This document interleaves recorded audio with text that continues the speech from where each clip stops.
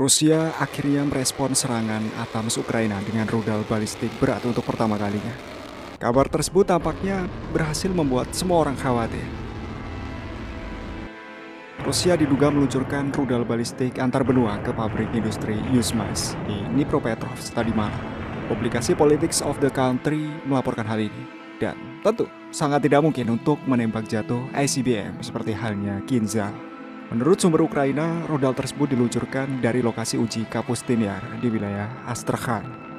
Rumor peluncuran rudal ini mulai beredar setelah serangan rudal ATACMS Amerika ke Ukraina di wilayah Bryansk.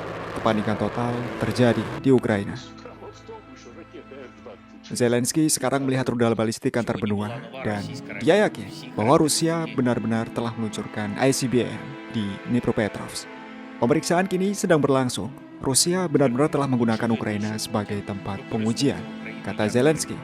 Menurut sumber awal, serangan tersebut mengakibatkan ledakan yang sangat keras, terdengar hingga beberapa puluh kilometer jauhnya. Namun, Kementerian Pertahanan Rusia sejauh ini belum mengomentari kejadian ini. Dan tampaknya Rusia memang akan benar-benar bungkam mengenai hal ini. Ini terlihat jelas dalam sebuah pengarahan, di mana Maria Zakharova mengangkat telepon dari seseorang yang mengatakan bahwa tidak perlu untuk mengomentari serangan tersebut. Media Ukraina melaporkan bahwa ICBM Rubies mampu mencapai 6.000 km dan membawa hulu ledak nuklir. Namun serangan terhadap sasaran di Ukraina tampaknya dilakukan tanpa muatan nuklir. Ya, jika tidak Ukraina mungkin sudah hilang beberapa jam yang lalu.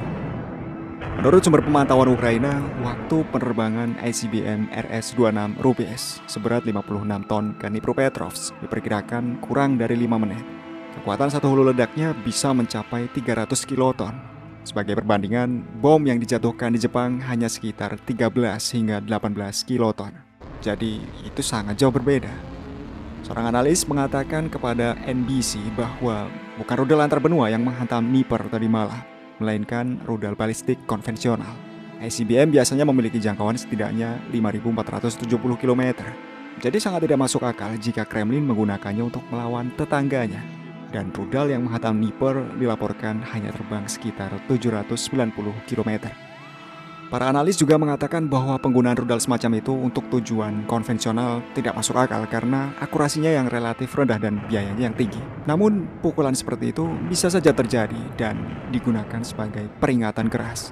Tidak berselang lama, media barat mengatakan bahwa rudal yang menghantam Dnipropetrovsk bukanlah rudal antar benua. Seorang pejabat barat membantah pernyataan Angkatan Udara Ukraina tentang penggunaan ICBM oleh Rusia.